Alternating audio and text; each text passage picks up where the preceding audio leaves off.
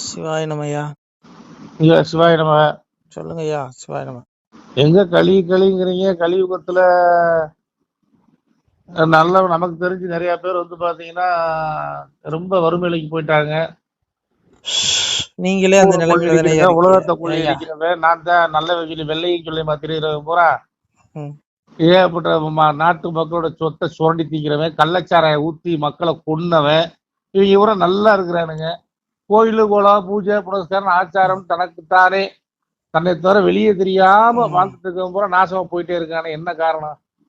கலியுகம் அவங்களுக்கு உண்டான காலம். இது இறைவனே சொன்னது. எம்பெருமான் நாராயணனே சொல்லியிருக்காரு. பகவானே சொல்றாரு, அதாவது ஈனருக்கு காலம் ரொம்ப ரொம்ப உண்டாகும், வீணர் வெறுப்பார், வீடதனை கெடுப்பார், தாண்டவருட வேதம் தலையெளிய விட்டிடுவார், பொய் வேதம் பூமிதனில் பெருத்து மிக உண்டாகும், மெய் வேதம் தன்னை விரும்பாது இகழ்ச்சி செய்வார்னர்.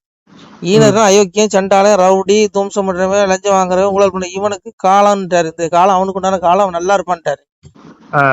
ஆமா, இவனுக்கு தான் காலம்னாரு. ஆனா அது வந்து நிரந்தரம் கிடையாது. சாமி அதையும் சொல்றாரு. நீ பெரிது நான் பெரிது வடிவெடுப்பேன் பழிக்குளத்தில்ட்டாரு. இன்னைக்கு ஒருத்தனை வெட்டி கொண்டா அடுத்த அவனை கொள்றதுக்கு 2 பேர் தயாரா இருப்பான். இது இறைவனா அதை சூழல் உருவாக்கி விட்டுருவான் எம்பெருமானே. அதனால வல்லவர்க்கும் குலம் உலகத்துல உண்டு. அதனால கெட்டவன்லாம் ஐயோ நல்லா இருக்கான், அயோக்கிய நல்லவெல்லாம் கஷ்டப்படுறான்னு சொன்னீங்கன்னா நல்லா இருக்காங்களே. 40 கோடி 1000 கோடி 50,000 வம்சம் நல்லா இருக்காங்களே. அதுவும் சரிதான். 80 வயசு வரைக்கும் நோய் நொடி இல்லாம வாழ்றாங்களா நிறைய பேரு.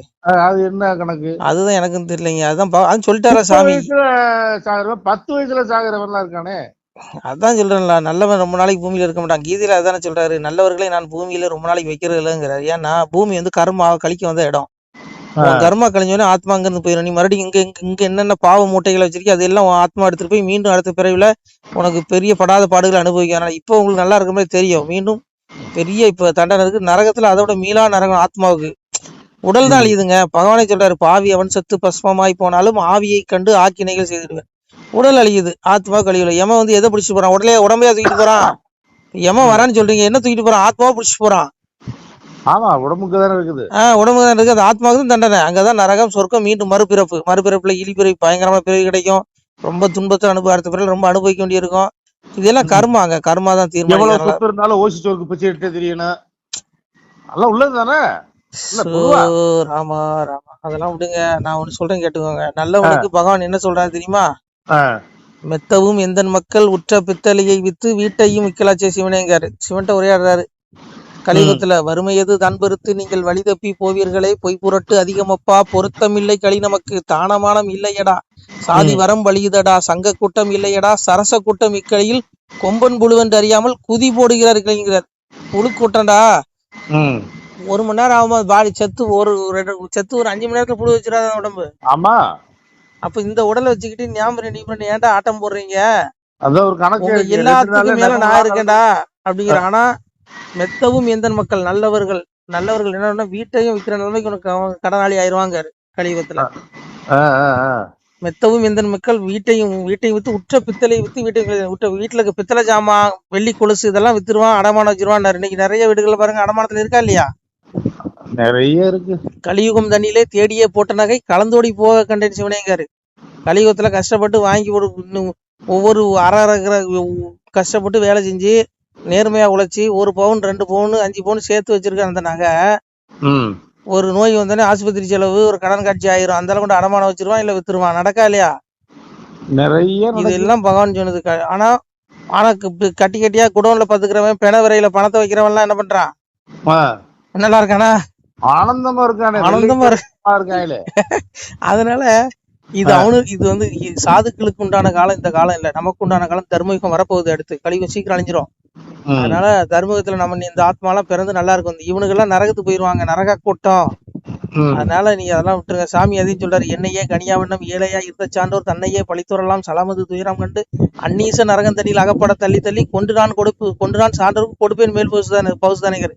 இவனுக்கு ஆத்மாவுக்கு மேல பவுசு இருக்கு. எங்க மேல் உலகம் 7-14 உலகம் இருக்கு. இவனுக்கு மேல இருக்கு பவுசு, இங்க கிடையாது பூமியில.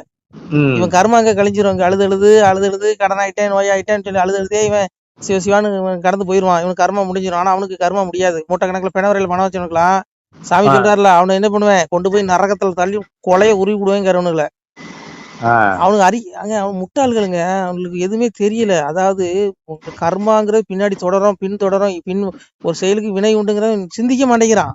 புரியுதா உங்களுக்கு? சிந்திச்சு அவன் தப்பு பண்ண மாட்டான். ஏழைகளுக்கு கொடுத்துருவானா? நீ பிண வரையில கொண்டு மூட்டை மூட்டையா பணம் எடுத்து வச்சிருக்க.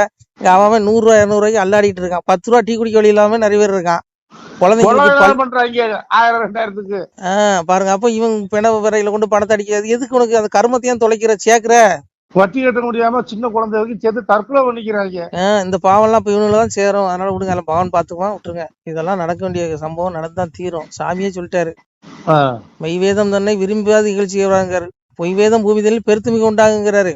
உண்மையான வேதத்தை இன்னைக்கு என்ன சொல்றான்? கட்டுக்கதாம்மா. ஆமா சொல்றானா இல்லையா? இதெல்லாம் சொல்லுவான்டான்னாரு. அதான் சொல்றாருல, பொய் வேதம் பூமிதனில் பெருத்துமிக உண்டாகும், மெய் வேதம் தன்னை விரும்பாத இகழ்ச்சி செய்வார். உண்மையான வேதத்தை நீ ஏத்துக்குவானா? ஏத்துக்க மாட்டான். இகழ்ச்சி பண்றானா இல்லையா? இன்னைக்கு நக்கல் பண்றானா? இந்து தர்மத்தை நிறைய பேர் ஓய்ஸ்வரத்திங்கிறவெல்லாம் சொல்லிட்டு நக்கல் பண்றாங்கல்ல. அதனால அவன் எவனும் தப்ப முடியாதுங்க. அதையும் சாமி சொல்றாரு, மனுமொழி இதுவாம் என்று மதத்துடன் பேசுவோருக்கு இனிதல்ல வீண்தான் என்று இயம்பிய பயனர் தன்னை புனிதவள் துர்க்கை சென்று கொன்றவள் நரகம் புத்தி கணிதுடன் துர்க்கை வாரி கடல் தீர்த்தமாடுவலைங்கிறாரு. எவன்லாம் இந்து சனாதன தர்மத்தை பழித்து இழித்து நகைத்து பேசுறானோ இது வீண், இனிதல்ல, இது கட்டுக்கதை, கபடான, இப்படி எவெல்லாம் இப்படி எல்லாம் பொருளை கலப்புறானோ இந்த கும்பல் எல்லாம் இறப்புக்கு அப்புறம் அன்னை துர்க்கை வருவா. எம வரமாட்டானா? முன்னாலே கூட மூத்திர சீட்டுலாம் தூக்கி தெரிய வேண்டி இருக்குமே. சரி, அது ஒரு பக்கம் கர்மான்னு வைங்க. ஆனா இறப்புக்கு அப்புறம் ஆத்மாவை புடிச்சிட்டு போய் நரகத்துல கொண்டு போட்டு கொண்டு கொலை உருவாங்கிறாரு சாமி. எம்பெருமான் நாராயணன் சொல்றாரு. பகவான் சொன்ன வார்த்தை, நான் சொல்றதுல. இது எல்லாம் எம்பெருமான் சொன்னது. சரி, நான் அப்புறம் பேசுறேன். நன்றி. சிவாய நமः. நன்றி.